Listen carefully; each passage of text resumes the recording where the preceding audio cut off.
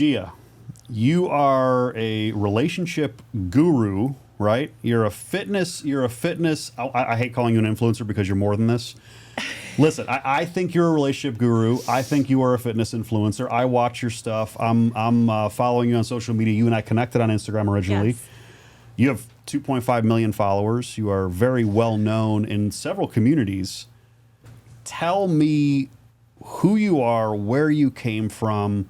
I'm interested in your story. You intrigue me because of the stuff you post, where you've come from. I mean, I think you're sponsored by First Form. Yes. So you have so many interesting... Good people. Yeah. Oh, yeah. Oh, I mean, Andy Frizilla's the man. He's the man. We know each other through like multiple weird channels, like weird people that we know very well, but he and I have never sat down and spoken, but we're going to soon. Good. But I want to hear this story. I want to hear where you came from, where all this comes from. Who are you?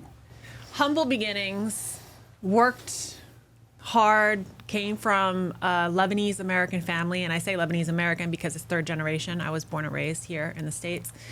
And our upbringing was very, very different. I was homeschooled and brought up in a very, very closed community. In other words, we didn't hang out with everybody. We were only allowed to talk to the people in our church, and it was just, kind of very humble beginnings. And I knew that from the very young age what I wanted to do. I knew that I didn't want to be working for somebody. I knew that I wanted to have my own things, and I knew it was going to take a lot of work. So even before I had my first car, I walked 5 miles up and 5 miles back to my first job. I managed a women's gym is what happened. And from there, I fell in love with everything to do with fitness. Being an owner of the gym, we naturally had to go to the Europia and the Olympia and these type of shows. And I fell in love with the people on stage. So I said, I'm going to do that one day. And I went ahead and stood up on stage, and I just fell in love with it. And anybody who competes knows you either love it or hate it. Sure. It definitely takes a certain personality, drive, ambition to do those kind of shows. So from there on, I knew, okay, you know what? This is what I like. This is what I love. What can I do that can be more of help to other people, right? And from there, I started to get involved with working different companies, coaching with fitness, and then me being married well over 20 years as well. I got married very young, and I got married young. You do stupid things, you do dumb things, but one of the smart things that I did was be with the same man for over 20 years, And you don't look old enough to be married for 20 years, so that's you're doing something right with the fitness and the anti-aging, and you're doing Eating something right. Yeah, I know you talk a lot about what's happening in our healthcare in America, and we see what's happening with the government, and just everything is a scam these days. Everything is a pyramid scam to basically get you on a hamster wheel. And if you can see it and you can see the trends, you can stay ahead and clear of it. And one of the big things I try to tell people is stay on top of your health. Watch what goes in your mouth. Be mindful of what you do every day. There is no secret pill. There's no get fit quick way. You just have to be consistent and stay the long haul. I've been made fun of. I've been called every name in the book. I've been, doubted on every venture I've ever done. And guess what? You win in the long haul. 99% of the game is just staying consistent, because they can talk, they can say you're going to fail, they can say, oh, whatever. But guess what? 10 years later, 20 years later, then what are they going to say? Yep. You got to find something new. So where did the relationship stuff come from? Obviously, you've been married for 20 years, and you have a lot of knowledge, and you have a lot of insight of how to keep a healthy marriage going. And I'm sure it wasn't always easy. No. I'm sure there was ups and downs, and there's peaks and valleys in every relationship. The divorce rate in this country, obviously, I don't know if you heard recently, it's actually, divorce rate's going down, and the marriage rate's potentially going up. Well, you have to think about it like this. Less and less people are getting married. Sure. So obviously it's going to go down. What was the incentive to get married 50 years ago is no longer, okay? Explain that real quick. from your perspective? Our decline of marriage has gone down since 1965. Okay, a lot of people want to say, "Oh, it just happened." Oh, in the past few. No, it's been happening because we've added birth control, we've added women in the workforce. The incentive to find a team member or a teammate or somebody to help you out, those incentives have gone away. Well, that's what they say, right? Because they're seeing it from a very tangible way. They're seeing it from a transactional way, right? They're not seeing it as a friendship, somebody that you're going to share your life with, somebody that you're going to experience things with. Do you think that's both in the male and the female perspective? Both sides. Okay. They're seeing it in, I don't need a man anymore to pay my bills. And I don't need a woman anymore to supply sex and clean for my house, right? So they're looking at it from a very transactional way. Okay. And when you see it from that standpoint, sure, there's no need to get married.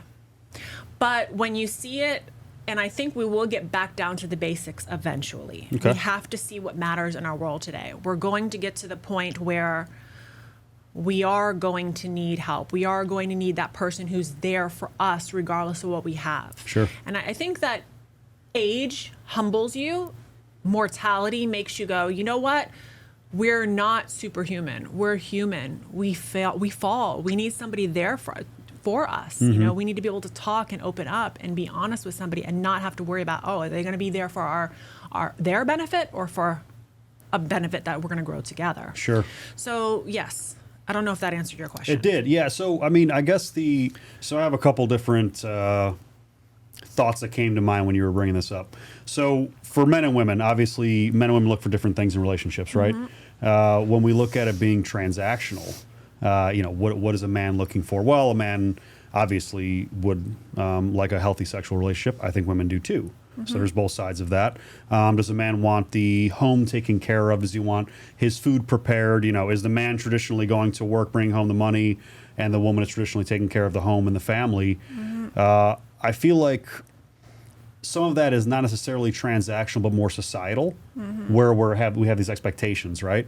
Do you think there's anything wrong with the expectation from the masculine to want these things, and then from the feminine to want the support, the financial burden taken off of them, you know, the provide and protect?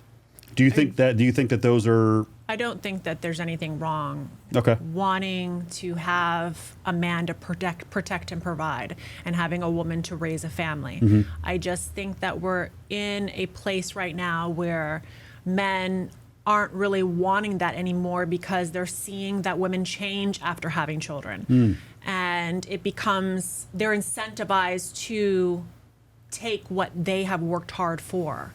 So if it's kind of like, look at it like a child. A child is incentivized to act up. He's going to act up.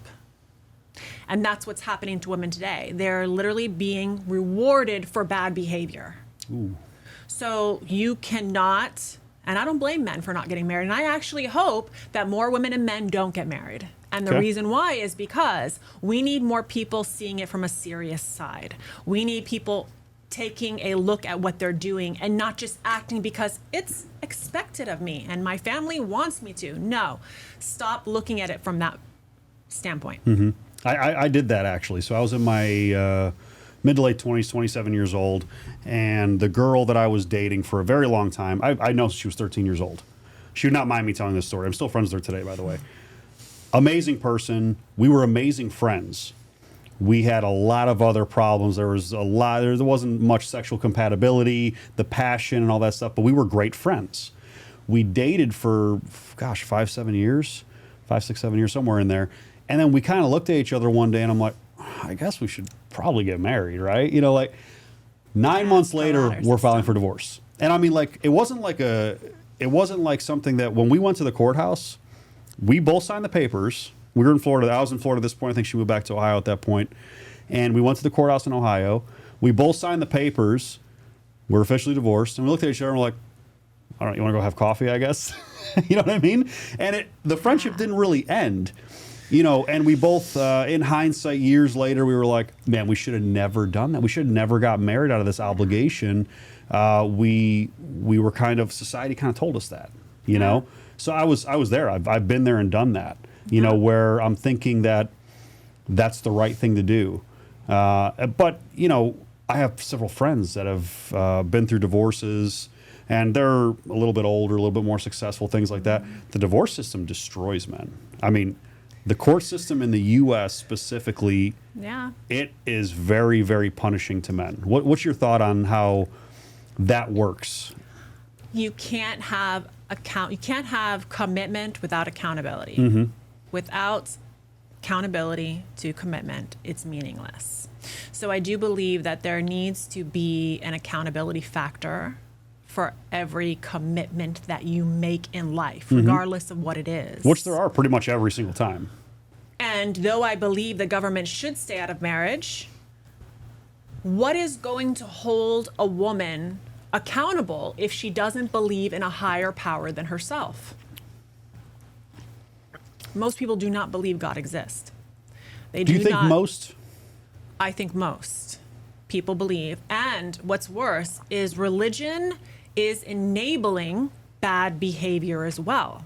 So now what we have is people turning away more and more from religion itself because they're seeing bad examples within the churches themselves.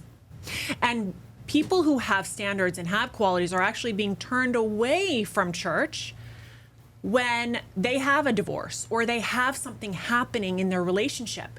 And the church will say, well, because we don't believe in divorce, but they're not taking into an account of that women are being incentivized to do this. And here's another thing that goes into this. Women are enabling men and men are enabling women.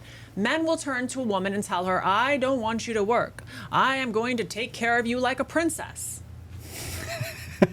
So what you do is you draw the eyes of opportunistic women and you make them believe that they don't have to provide. Guess what? There are other ways to provide. A woman needs to provide a home. She needs to provide meals. She needs to take care of the children.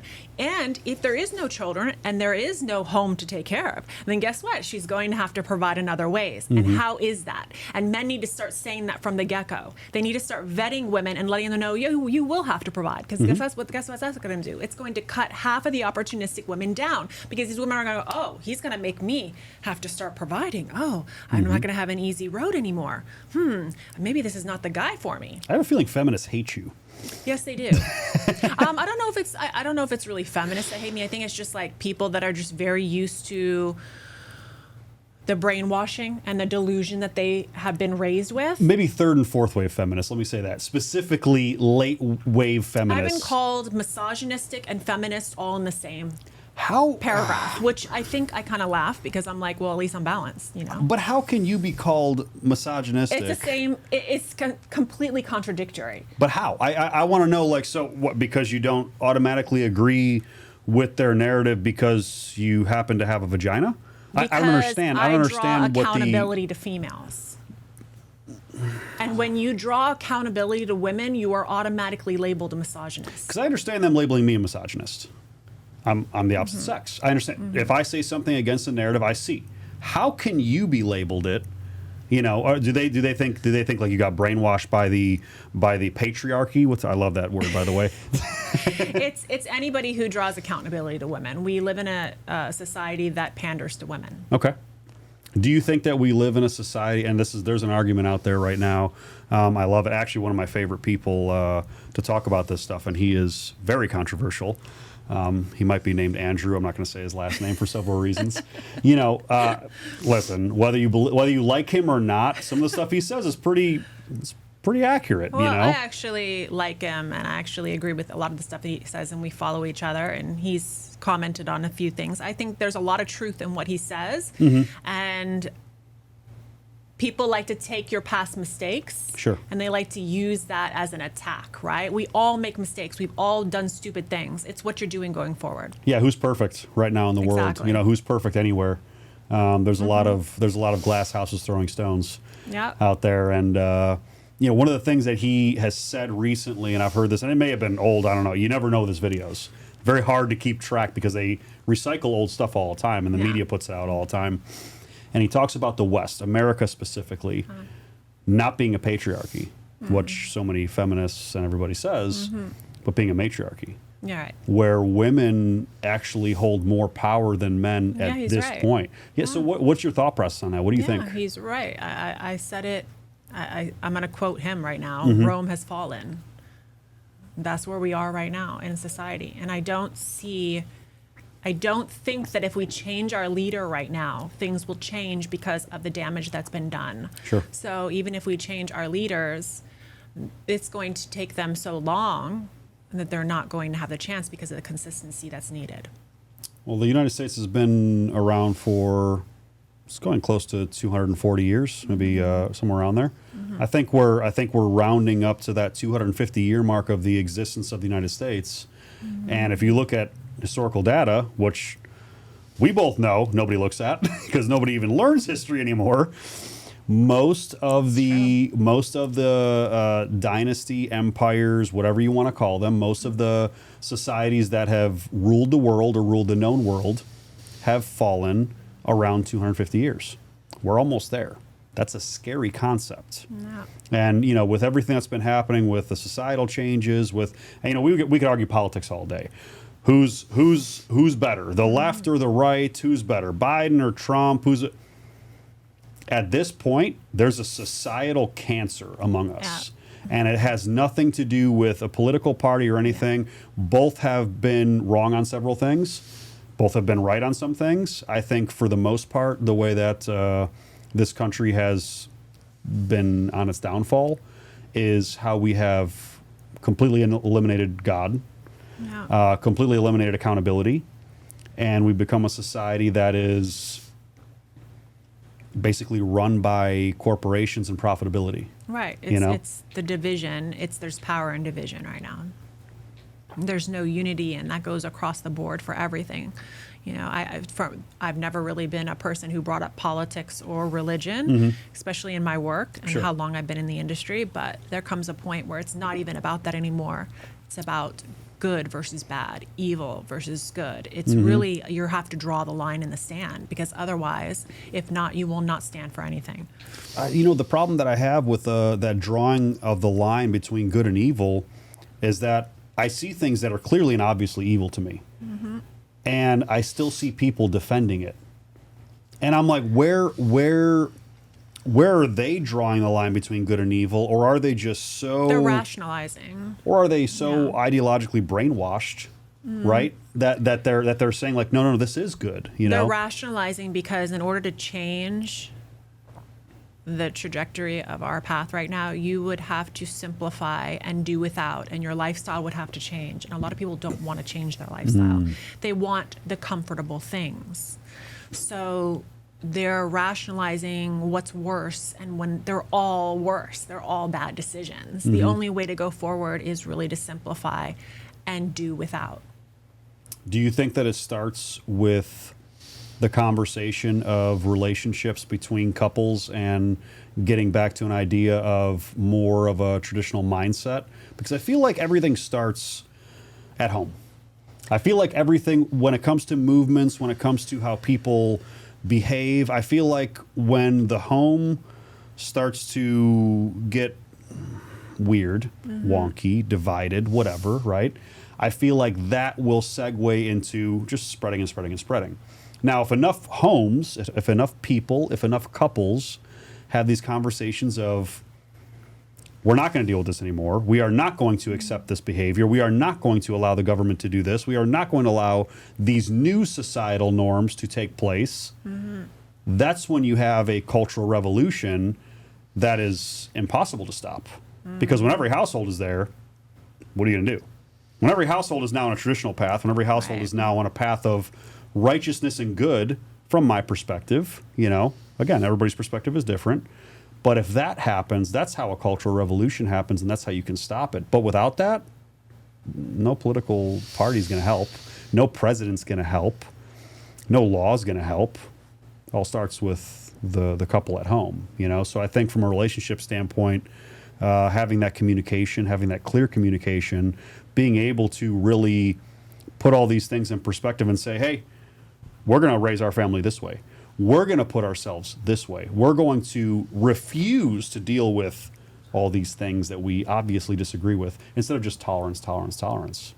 We become such a tolerant society. It's bigger than ourselves. So when I say that, yes, you are right, but it's even bigger than that. Yeah. I'm going to say again, we have to have something that is bigger than ourselves to make selfless choices. So and I'm going to take this back to the experience of my own life and my own marriage. There were times that I had really struggled in my marriage, and I really thought that I was going to have to end my marriage.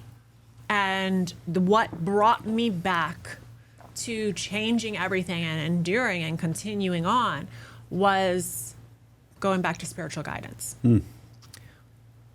I called my mom, hey, you know what? He's not doing this. He's not doing that. We've all done that. The blame game. He's not doing this. She's like, no. Let's see what the Bible says. She'd break out the Bible. Okay. And once I saw it from that standpoint, I start realizing that I also was to blame. Sure. Because every action has a reaction.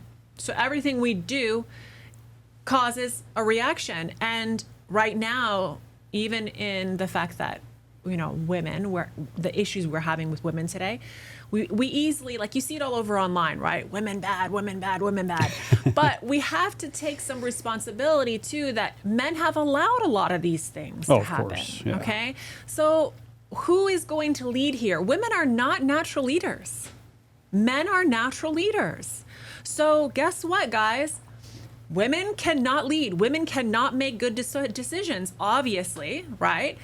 Where are our children being raised? Where are our daughters being raised? We have fathers telling our little girls right now, you can do no wrong. You're perfect just the way you are.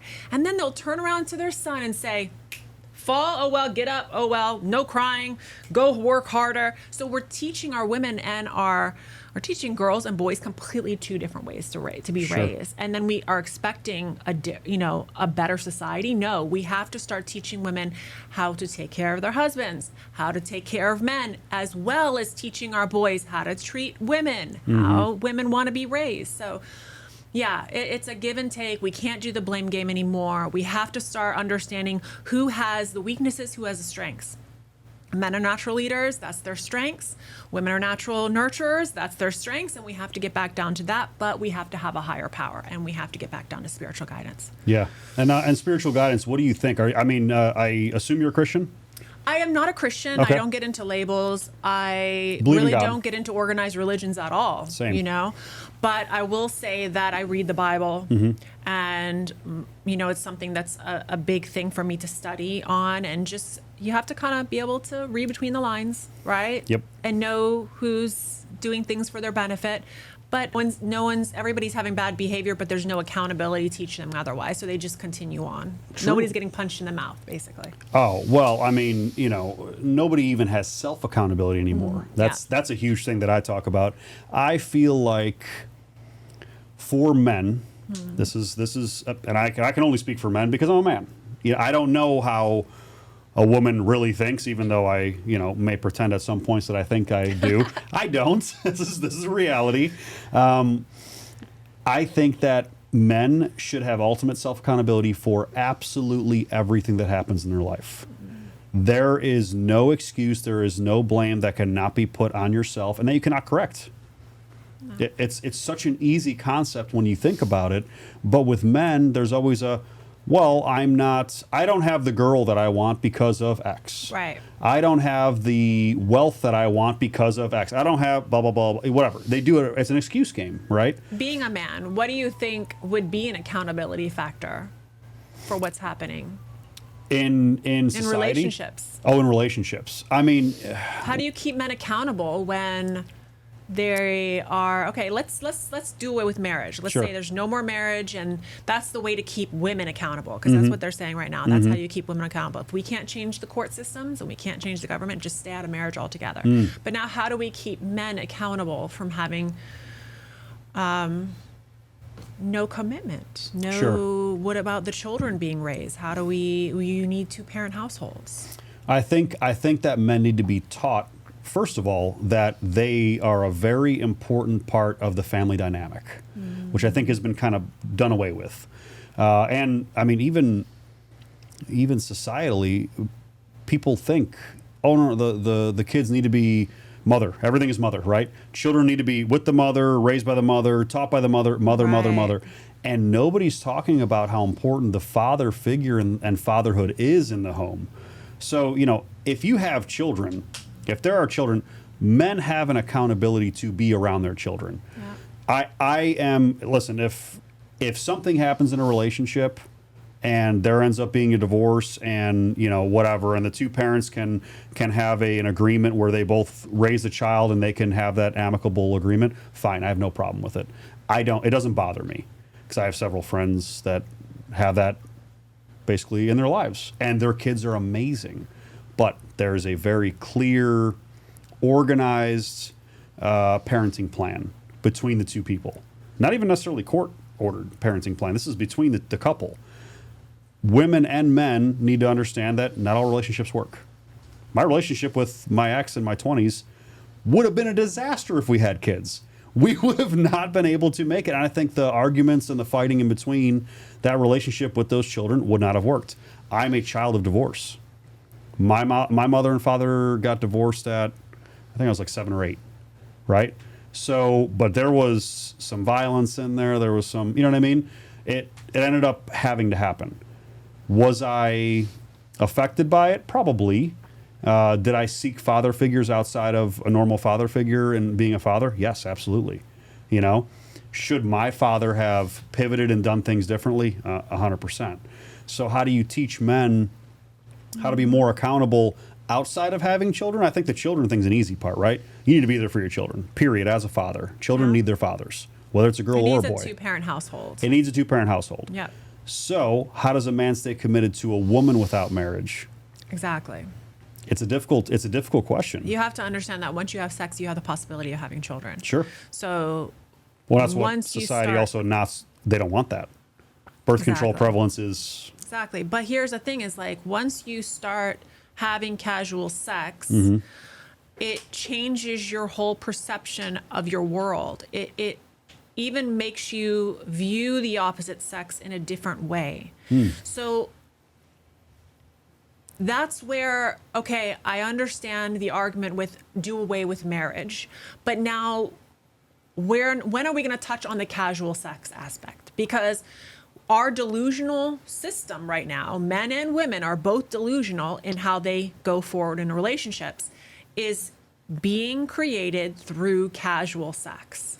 Because think about it like this. Let's say a woman sleeps with X, Y, and Z, and she wants equality from X, Y, and Z into one man. So every single time she dates a new guy, she thinks, well, I just want to take this quality, and this quality, and I know I can find that one man with all those qualities. Sure. And that's delusional in itself. You will never find one person with everything you want. You will always have a trade-off. You will always have an imperfection. so do you feel like no matter what in a relationship, there always will be some type of settling? There will always be human flaws. There will Okay. always be something in there that you're not really happy about. You're not going to find perfection. So having a hierarchy of these are my main things that I look for, but I may be able to Find 3 core boundaries that you are not going to go past. Gotcha. It could be health.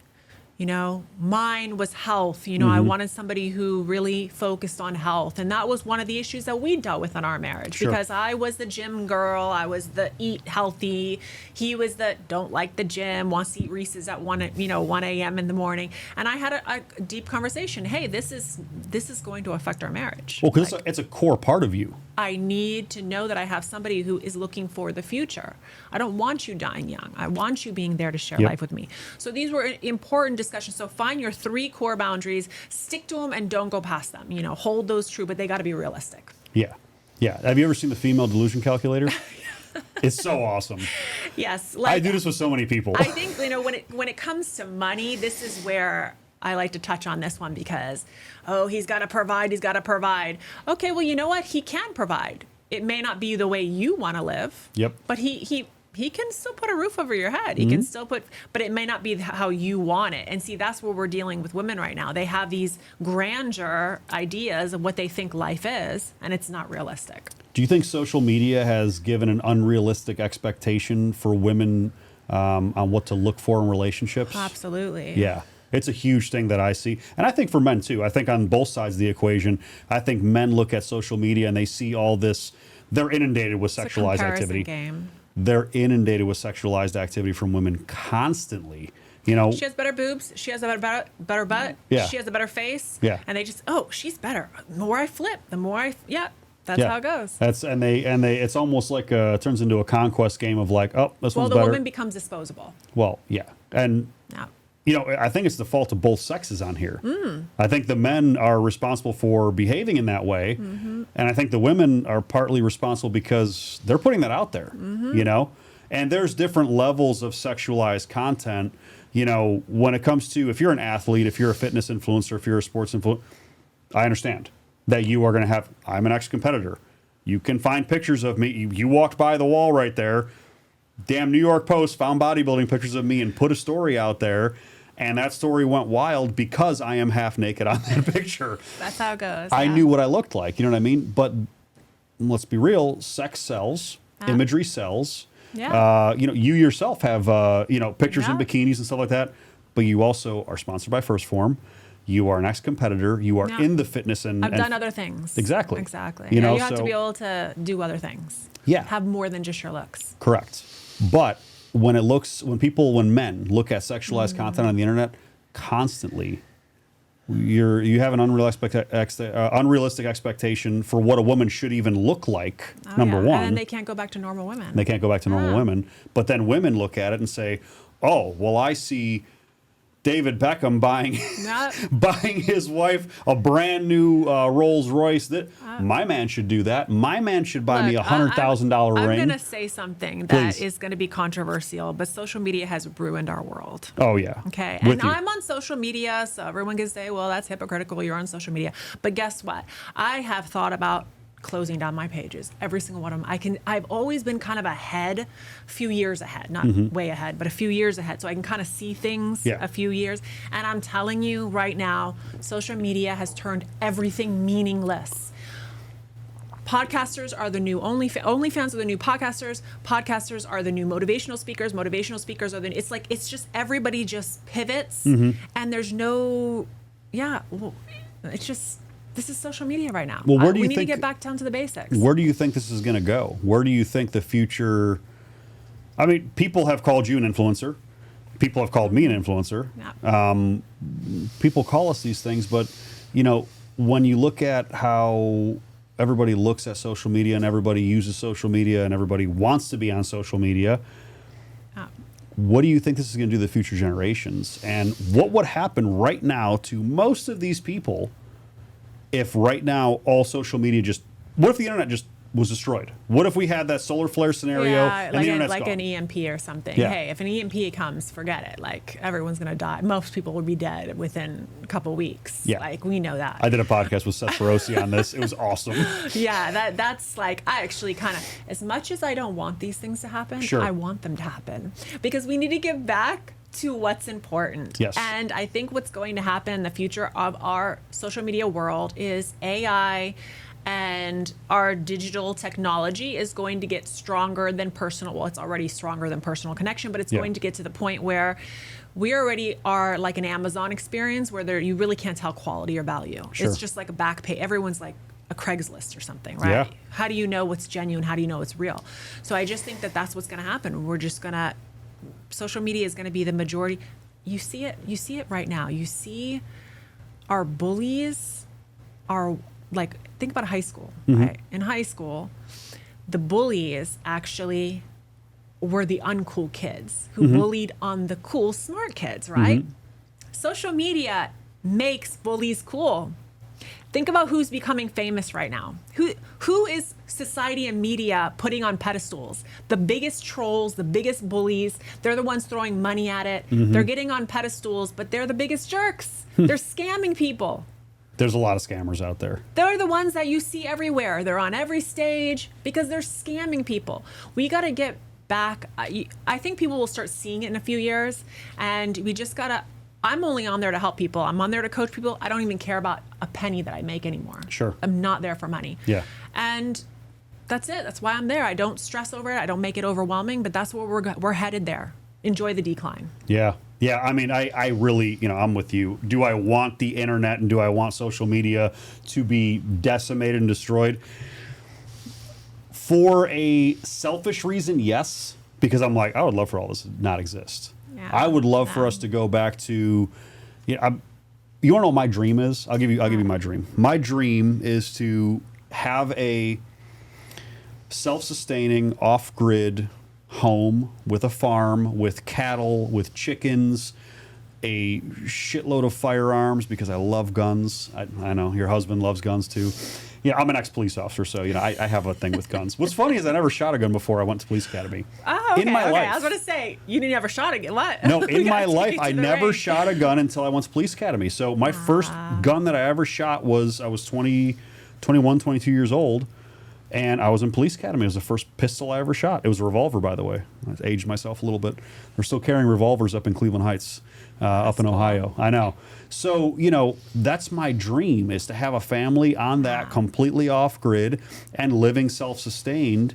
That's a little hard to do if you don't make any money and you're just trying to live off grid like that, because you have to have a way to bring in the revenue. So a lot of guys you don't that even, do it, you don't even own your own. Go back and forth. Well, you don't even own your own house. You're renting it from the government. You have, you have to pay taxes and all that stuff. So, but that's my dream, is to be completely off grid like that. Self-sufficient. Unfortunately, it's something that's, maybe I could do it if I become very, very independently wealthy. Could I probably do it now with the amount of money that I have and make in my businesses? And could I potentially do it? Yes. Am I ready to do it right now? No. But that simplicity, I think people are really starting to gear towards that. I think people are, people that are paying attention are really looking for that more simple Everybody life. wants it, but actually most people are not really ready to live that way. It's not easy. It's a Exactly. hard-working. They glamorize it in the media. They make it seem like, now all these accounts are coming out with these women who stay home and bake. Yeah. It's all a fantasy. It's not for real. Most of these women, you talk to them, they'd be like, hell no. If it's an hour away from sushi, I'm not going. Yeah, I mean, it's just the truth. I mean, you see these off-grid living situations, and they're few and far between. Let's be honest. Like, most women could not do that. No. And in reality, most people don't even have access to do that. They live in cities. They live in large metro areas. Where can you really find property like that that's in that metro area around your friends? And me and my husband, we took off and we traveled different places that we were thinking about buying land. Sure. And one of the places was Costa Rica. And we met a couple there that left everything they had, did not have a backup plan, sold everything they had in the States and took off down there. Wow. And built their own house from scratch, from the ground up. I mean, she has every broken bone you possibly think of because she's fallen off of the trusses and stuff. Oh my gosh. Trying to do it, but they survived and they're still doing it. So it can be done. Yeah, I mean, you're going to work. Oh yeah. You're going to work. Both sides, men and women, are going to work. You're going to have to suffer for it. I'm huge on suffering for success. I'm huge on it. But I think what it comes down to is not having a backup plan. Like, you got to be like, this is it. This is my plan A, and I'm not deviating. And I think that's why marriage is going down south, because burn the boats aspect. I have a plan A, but I also have a plan B. You can't be fully committed to plan A if you're already thinking about plan B, and divorce is a plan B. Yeah. Well, burn the boats. That's the saying. I love the idea of burn the boats. And when you're in that position, you almost always succeed. I don't know if people even realize that. Like, anybody listening, if you're ever in a situation where you are backed into a corner and if you fail, you're 100% screwed. Yeah. Like, you had to burn the boats to get there. There's no going back. Right. Now, people don't understand the concept of burning the boats. It's a military story where, for him to basically overtake this island, a fortress. Forgive me, I don't remember which battle it was, but this is ancient history, right? So he brought his people over. He actually used most of the boats to make a bridge to get his troops over there, and then the bridge was then dismantled to make, I believe, trebuchet.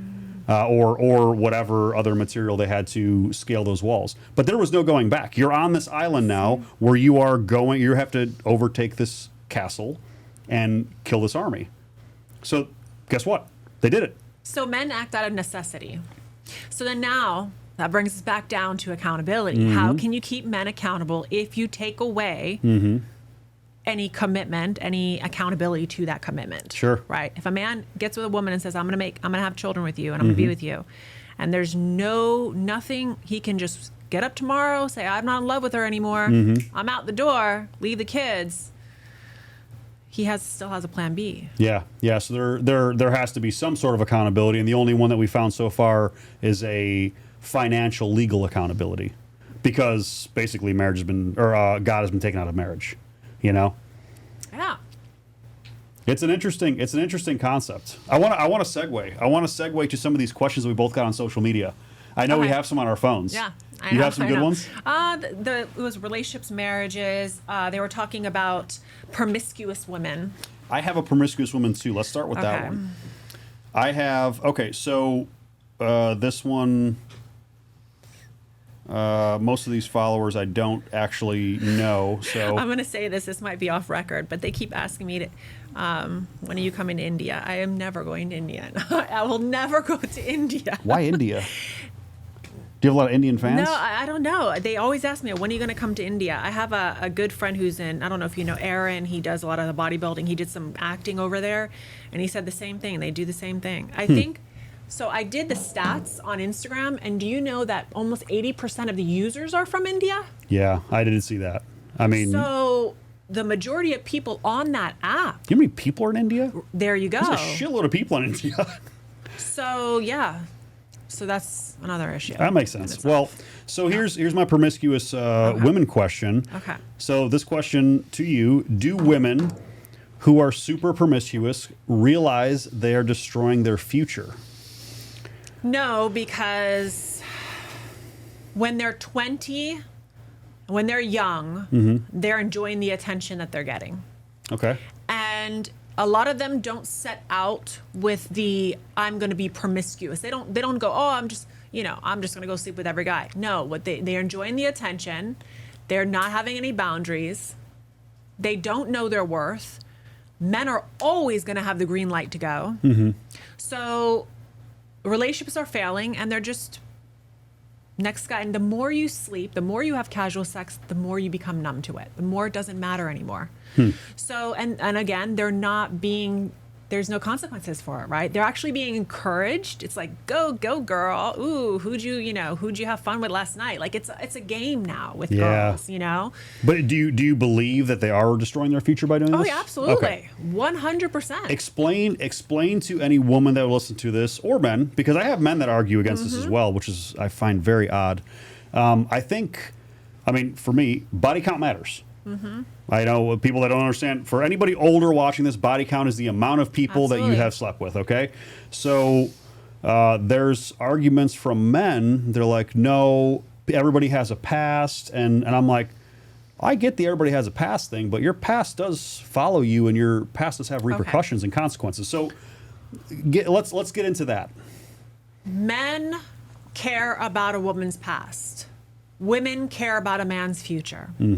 Every single time a woman sleeps with a man, she is unable to bond the same way she did with the first man. She becomes more and more numb, as I mentioned. It becomes a natural thing. He's gone. The first time she loses the first man, she's crying. She's depressed for weeks. She can't forget him. He was my first. Good point. Over and over and over. Then the next guy comes in, okay? Maybe that doesn't work out. She cried for a year, 2 years. Then the next guy comes. She cries a little less. She cries a little less. She becomes less and less attached and breaks those attachments off. That is why it's so important when a man gets with a woman to know her past, because the more she has gotten used to treating men and detaching her emotions, she becomes less and less emotionally attached with every relationship. So become numb to the emotional attachment of sexuality. Yep. Do you think pair bonding is a real thing? It is. Pair bonding can go to a lot of different things. You know, like I've heard feminists argue with me, pair bonding also can, do with food and with exercise, and like they'll pull in all the other facts, right? But it is a thing. It's dopamine. You're basically every single time you have that experience, it's dopamine, and they're just finding something else to push the dopamine and adrenaline into the next. Yeah, I think the promiscuous women conversation always triggers a lot of people. Yes, because you can't take it back. That's why it triggers them. Well, there's no fix. There's no fix. And Once you've gone there, there's no going back. all right, so I have a question, and this could be, and this is probably a more difficult question for a woman than it is a man, but I have an idea in my head, right, of what too many is, right? So how many too many sexual partners is. Obviously, you know, in the case of emotional connection, everything, pretty much anything more than one is starting to get detrimental.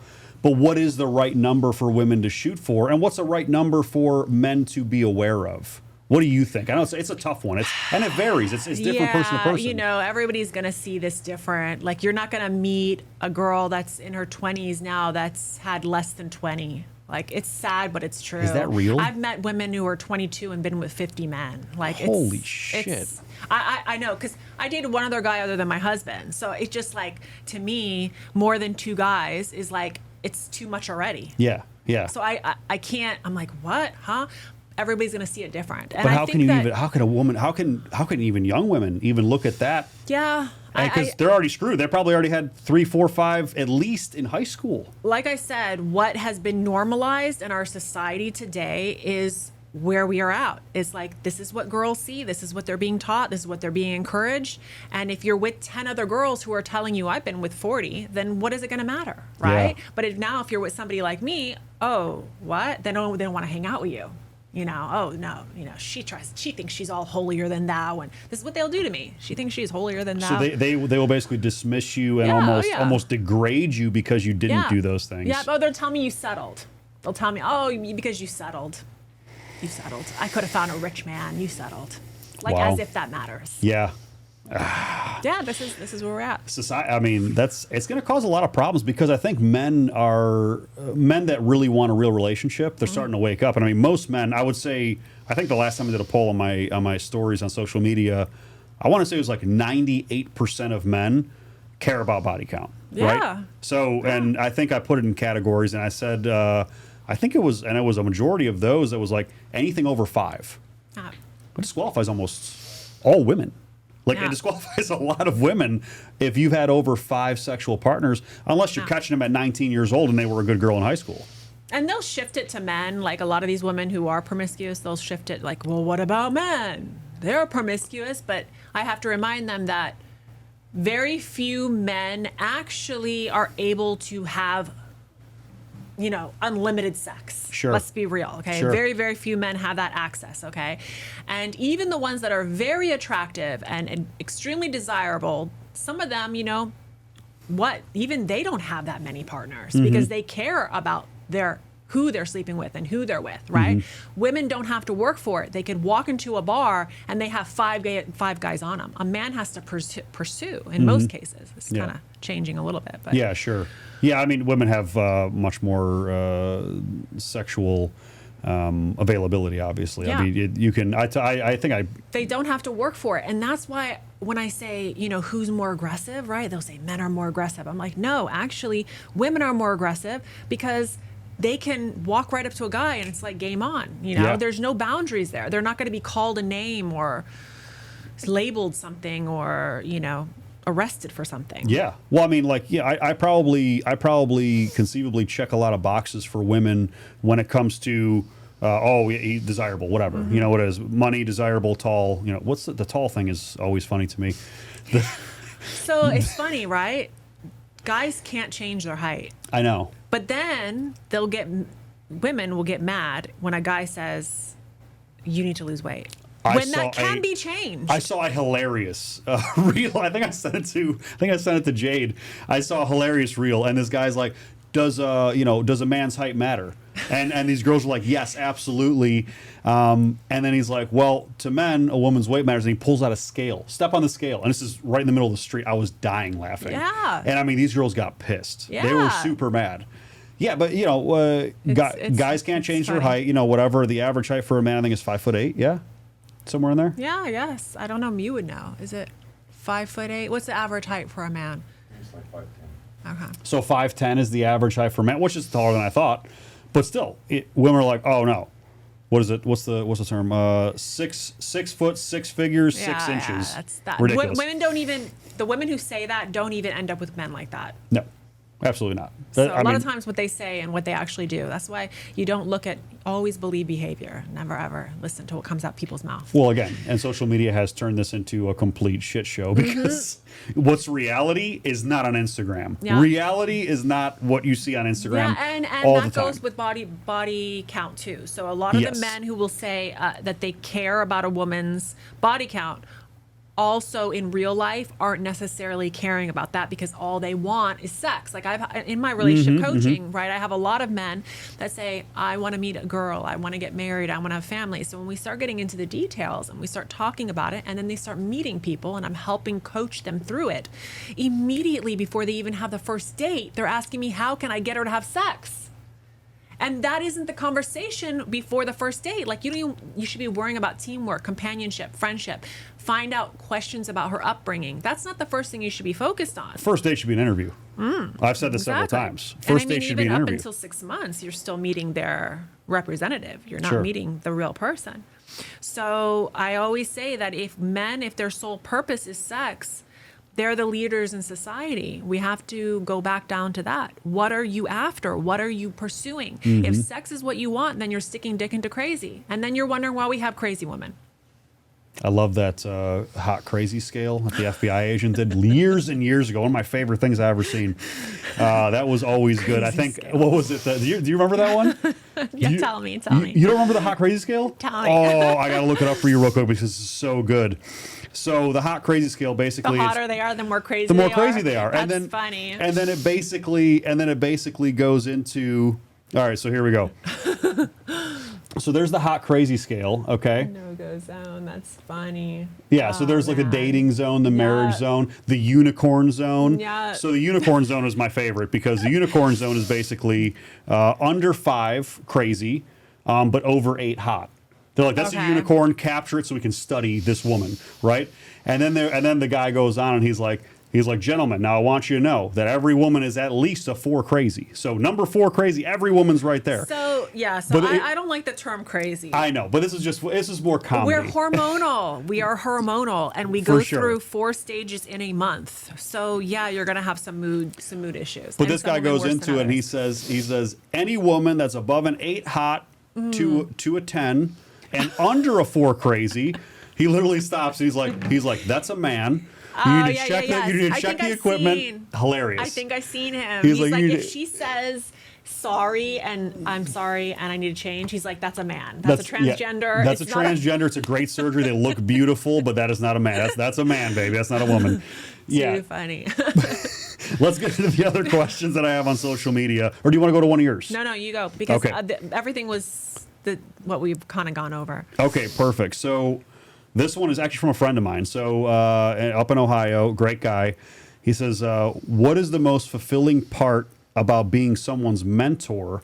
And I think he means that from a coaching perspective, a Yes. mentor perspective. And you do Yes. not just fitness coaching, you do relationship coaching and other dynamics. The most fulfilling is having somebody fix their relationship because of the advice you gave and come back and say, my complete relationship is turned like around. And if I hadn't found you, I would be divorced right now. What's the most common thing? Follow-up question on that. What's the most common thing that you see in your relationship coaching? Like what do you see as the most common problem that every relationship comes to? What are they Men giving? enabling women. Explain. From the beginning, they set off on the wrong foundation. Okay. So they start doing more for the woman in the get-go from the beginning than he can sustain long term. Ooh. It can be he always cleans the house when she comes home and he pays for all her trips to go out with her girlfriends. It can be something simple as that, but it's not sustainable long term. It's not something that he's willing to do 10 years from now. Yeah. So at that 10-year mark, she's not saying, thank you, baby. I really appreciate what she's not being attentive. She's out with her girlfriends. She comes home. Why isn't the house clean? We're in the house clean. She got used to that. You got her used to that. Yep.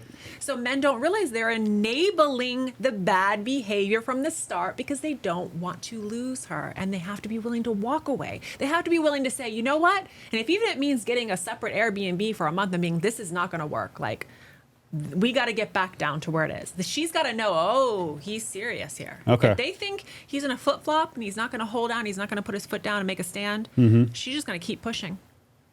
So men are giving an unrealistic expectation of reality from the beginning, and they're prolonging that because it keeps the woman happy. And I've seen it in women, so I don't want to make this seem like it's just men doing it. Okay. I've seen women start in relationships always cleaning the house, always cooking all the meals. You know, he doesn't touch anything, and she does all the diapers, and he doesn't touch anything in the house. And all of a sudden, you know, when she's too tired 10 years later or whatever that is, and she's like, hey, can you help me out? And he's like, well, I don't do that. You allowed it. You didn't address it from the beginning. Do you see a lot of people in relationships wearing a mask in the beginning for the first 6, 12 months, something like that, where, you know what I mean, where they put that mask on and they have their best foot forward? I mean, I've seen it on like, I've seen it first 2 years. Yeah. I don't recommend anybody to get married within the first 2 years. Okay. And that's just because of where we are today and the world that we live, and the society we live. Take 2 years to date them, see who they are, learn their family, get to know them, see them in their worst. Yeah. Because the first 6 months, you're seeing them at their best. Yeah. You're not even seeing the real person. They're propping themselves up, obviously. You know, so they prop themselves up. They put themselves in a position where, you know, but for a guy, so from my perspective, again, I can only comment from my perspective. As a guy, when I have dated certain women and I'm seeing this behavior, I'm like, this woman is perfect. She does all these things perfect. She communicates the way I want to communicate. She has the same values and ideals and all these things. And then whether it's a year and a half, whether it's 6 months, sometimes it was 1 month, right? Sometimes it was very quick. But then things start falling apart. Well, and I'm like, what? I'm like, it's not that they're falling apart. Our brains go through chemical reactions similar to heroin. If you ever do any research on how dopamine and how these chemicals work in our brain, when you are in love, when you meet somebody, it's similar to heroin, the same effect. And it takes a long time for it to wear off. So it's the 2-year mark when all of that wears off and you start to see the real person. So the things that you weren't noticing before, like him, the way he slurps his coffee. 2 years. I'm going to write this. Or the way he even opens a door, or he talks to his mom. Certain things like that, which you had never noticed before, all of a sudden you're noticing it at the 2-year mark. Because you just kind of ignore it because you're so in love. You don't even see it. Yeah. You're on a high. You're on a high. Oh. And so, do men have that same reaction? It's both sides. Both of them. Okay. That's why you see people like J-Lo who get married and divorced, and married and divorced, because they're chasing the dopamine. Is she still with Ben Affleck? Is she still with him? I don't know. But you know, I'm giving it as an example. Yeah. But yeah, that's why people chase the in love feeling because it's a drug. It's literally a drug. There's songs and poems. Love is a drug. You know what I mean? That's been a common thing for a long time. Yeah. Interesting. I didn't realize. So that 2-year mark is a real thing. And that's why most relationships usually start going down at that 2-year mark, and even 4 years, it usually wraps up around that 4 years, or they'll cheat within the 4 years because women have a slow release, right? They won't automatically just walk away from a man. They have to have a backup plan. So what happens is at the 2-year mark, they start seeing the real guy, right? And they're like, oh, this is irritating me. And they don't talk to him about it. And they just, let it go. It's not a big deal. You know, maybe he sits on the couch too long or whatever. They start letting little things go. And then the third year, they're like, this is really bothering me. I'm going to stop cleaning so much. I'm going to take a back seat on the meals, right? And then they just start stopping things in the house. And that's when he starts, why didn't you make dinner tonight? Like, oh, you never do this, right? And it starts going back and forth. That just becomes adversarial immediately. And the nagging is actually when she is caring. She actually cares. So if she nags, it means she cares. The second she stops nagging, the second the silence goes, and she's like, I'm going to go hang out with my mom. I'm going to go take a trip here. That's when she's starting to do the slow release. Gotcha. And then usually around the 4-year mark, you know, she's already talking to guys and texting guys on Instagram or whatever. And all it takes is, hey, come on out here, you know. Come to dinner. No ties. I know you're in a relationship. Just come hang out. Come have some fun. Yeah. She naively does it, you know. Oh, it's just nothing, you know. He doesn't pay attention to me anyways. Shows up. Before you know it, he's touching her. And off the races. Makes a decision that ultimately they can't come back from. Got it. So I have a follow-up to that, but it actually also happens to be one of our questions.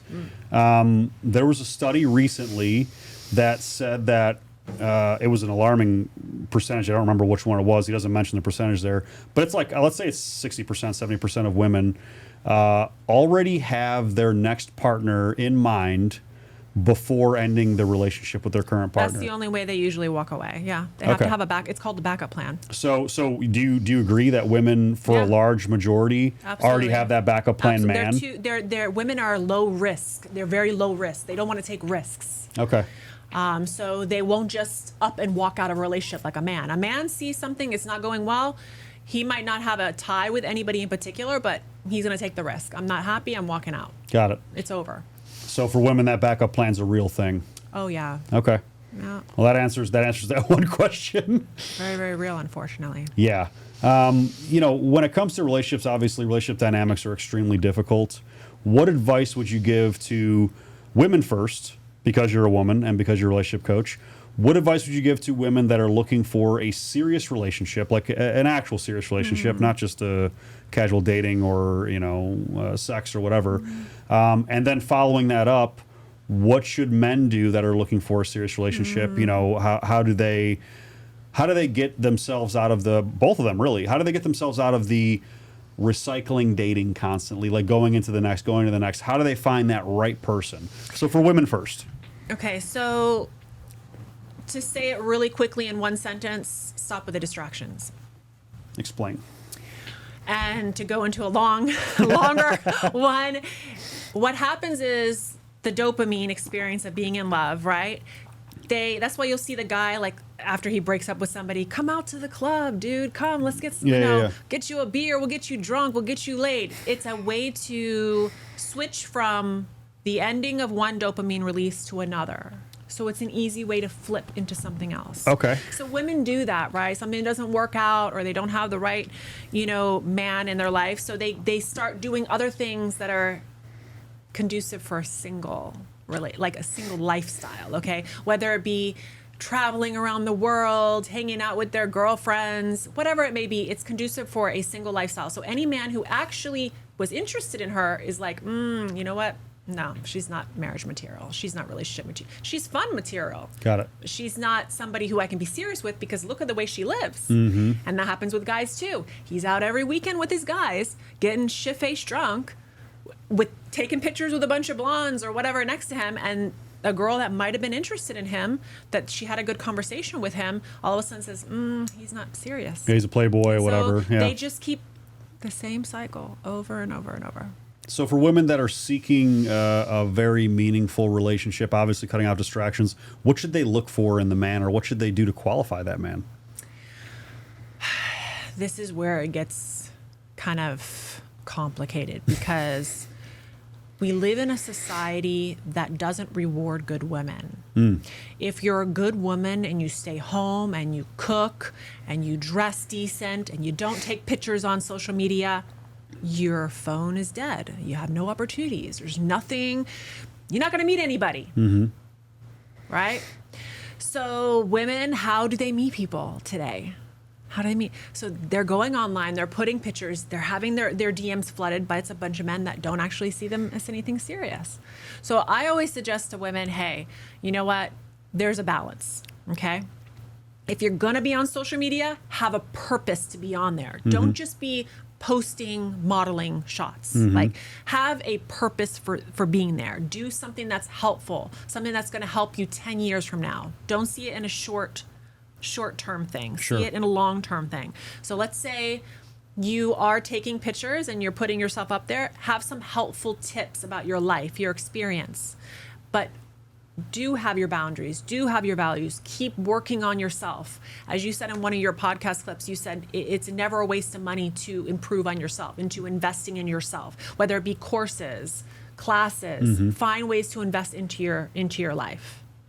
And then go out and meet people, but hold true to those boundaries. Got it. And if somebody pushes you past those boundaries, they're not in your best interest. They're not there for you. And now what about men? What are men needing to do? Just same exact thing. Okay. It's exactly the same recipe. If you're going to be on social media, believe it or not, dating apps are not really the best way to meet women. So I try to tell men that a good-looking girl that really has, her shit together isn't going to be on a dating app. Yeah. Instagram, That's a possibility. Yeah. There are a lot of women on Instagram, and believe it or not, Instagram is a dating app, right? It is. So if you curate your feed properly and you know what to do and you know how to have conversations in a tactful way and a very strategic way, right? You don't want to just be commenting on a girl's posts because she's getting 200 other guys doing that. Sure. You want to make conversations with her. You can meet women that way. But again, hold true to your boundaries and don't go past those boundaries. Don't meet somebody or go on a date with somebody in the pursuit of sex. Go there as looking for companionship. Find out what she wants in her life. Ask where she wants to be 10 years from now or 5 years from now. Because a lot of these girls, you know, they'll tell you, well, yeah, I want marriage, but down the road, right now, I just want to live my life and I want to have opportunities and I want to keep doors open. I Not can't somebody- believe how many girls I hear that Yeah. coming from so many girls. And they're looking at it like I'm young, I'm 20, but they don't realize to have a family, you have to start that young. You have to, I mean, you're considered a geriatric pregnancy after Yeah. 34, 35. But the world tells you can get away. The world tells you can have kids when you're in your 40s. Yeah. Well, I mean, you know? with massive medical intervention, you can, you know. And then you got plastic surgery telling women they can look beautiful into their 50s and 60s. So you got all this, it's lies. It's all lies. And it's unsustainable. It's unsustainable. Yeah, it really is. And people think that it's sustainable because social media tells them it is. Media tells them it is, everything. You have your platform and programs for your coaching, for everything. I looked at your website. We were scouring everything. And believe it or not, one of the questions from somebody was about your fan club. Yeah. What is your fan club subscriber for? Because I think it's a monthly fee. Yeah. Yeah. Okay. Perfect. So let's and get this is into not it. this is not a OnlyFans fan club. Yes. Like some OnlyFans Yes. things. Yeah, so let's talk about that because there's a Okay. very binary mindset on social media. Every single time a girl has modeling shots, she's automatically put into the OnlyFans category, Sure. right? I started modeling before social media was a thing. I have always been out in the media. My face, my body, everything is in social media, okay? It's out there. Yeah. So it only made sense for me to not put my modeling shots on Instagram or on public places, but to put them on a site. And if you want to see my modeling shots, because Sure. I have attained a huge audience from modeling. Yeah. If that's what you want to see, that's what's there. Yeah, and you are a professional model. That's what I want to clarify for anybody watching. You're not an Instagram model. You Yeah. are a professionally published model. You have been photographed by So very high-profile photographers. Everything I've done in the past, all of my memorabilia, my calendars is only available to members there. And it's classy, it's respectful, it's clothes on. That's where they want to go. Yeah. So there is a huge distinction because they want to say like every girl online is OnlyFans. If she's attractive, every girl is OnlyFans. But then now we need to talk about Instagram subscription. We need to talk about Patreon. We need to talk about every other avenue, Rumble. Yep. So if you're going to say that every single female online, because she is a model, is on OnlyFans, then what about all these other paid subscription sites? Right?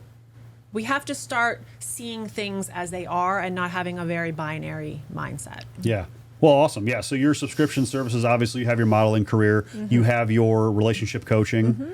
What does your relationship coaching look like for people that want to access that? It's a Telegram group.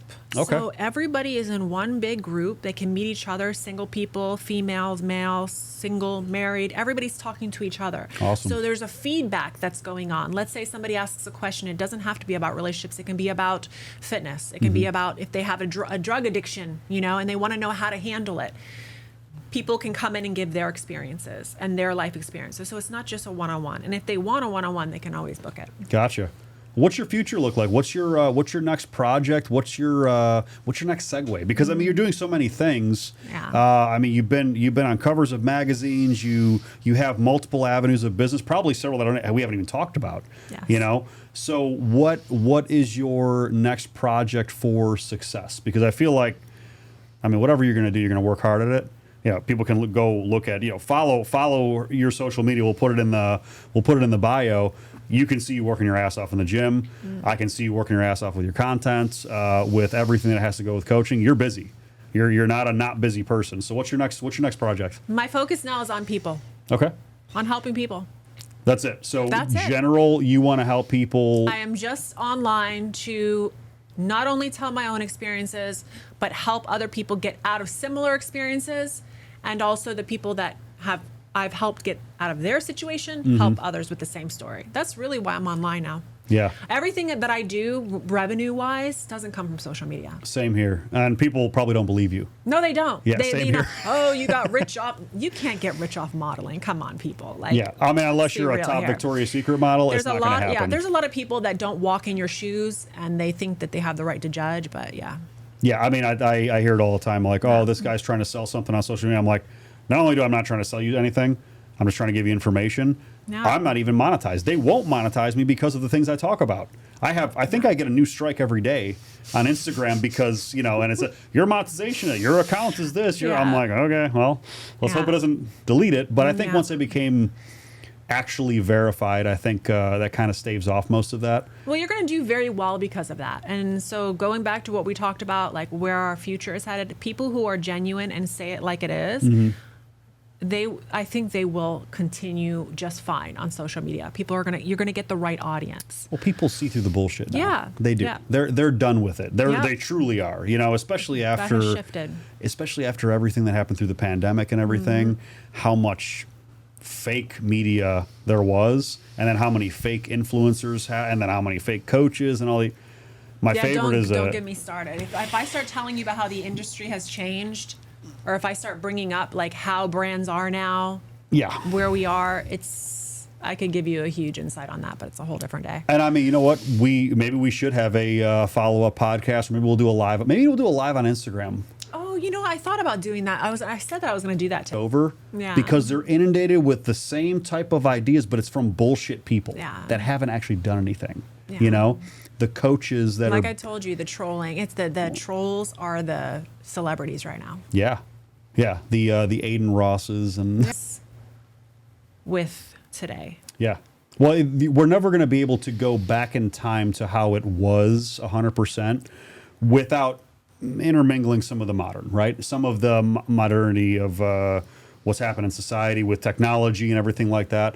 But there are some values that have completely went to the wayside with technology and with accessibility and with how society has now been pushed. Yeah, but humans go to extremes. They don't have the ability to stay balanced. We're extreme animals. Exactly. So every single time I see people online, especially some of the ones that you know right now that are doing very well on social media, they're switching the extreme. So at one point it was against men, now it's against women. It's like, when are we ever going to show the two sides?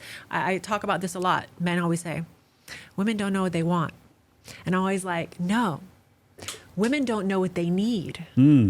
What they need is different than what they want. And you are only going to know what you need through experience in life. I'm going to say the same thing about men. Men, for a large part, know what they want. We almost definitely don't know what we need because it takes experience. Well, it's a very different woman. Well, look at it like this. A man who's been through a divorce chooses better the next time around. Why is it? Because he starts to realize that sometimes what he wanted wasn't what he needed. You know, I mean, people ask me, I get this comment sometimes on my social media, like, who makes you an authority on relationships to even be able to talk about them? I'm like, I fucked them up. Yeah. So, they do that to me. They're like, what degree do you have to specialize? You don't need a degree for this. Experience trumps any book. Well, it's funny because from your side of experience, you know, you have a very successful relationship and you have made a relationship last. From my side of the experience, I have been through several that I've screwed up personally, that they've screwed up with me, and I've learned so much through that I'm like, hey man, you only learn through failure a lot of times. You happen to learn through success, which God bless you guys. It's amazing. Well, no, I learned out of failure. Well, sure. I mean, but you guys have ultimately succeeded. You guys have you know, come a long way. 20 years. Yeah, well, over 20 years. Over 20 years. So over 20 years marriage. Maybe before 21. Yeah. I don't know if you saw the post. I did. It was beautiful. We were just kids. I love the picture of you two. I look at it and I'm like, well, we have baby faces. So, you know, you've had almost a 25-year, you know, quarter century marriage that you are an authority on what works. Yeah. You know, I happen to be an authority on what not works. There's this gentleman that I follow, and he got divorce raped. He really, really bad. And what he does is he finds out what didn't work and he avoids those going forward. Sure. And that's really what it is. It's just going through failures trying again. Don't let fear dictate your decisions, but don't make the same mistakes. I want to end it off right there because that was a perfect ending. Thank you so much for coming on the podcast. Yeah, thank you. I had no idea this even existed. You have like a great setup here. Thank you so much. Yeah, thank you for coming to the studio. And And thank you, the team, everybody, and for your husband coming in and contributing to this. I am really appreciative. I love your page. I love your platform. I share your Same stuff all here. the time. I think there's a lot of, synergy with both of us. And I think from your female perspective, my male perspective, and the way that we kind of look at how people need to really further this relationship dynamic to make it more positive. We need unity. I think this unity really can happen. I think we can be voices for it. We need to know that we both have strengths and weaknesses, and one offsets the other. So. Amazing. Thank you so much for coming on. Thank you.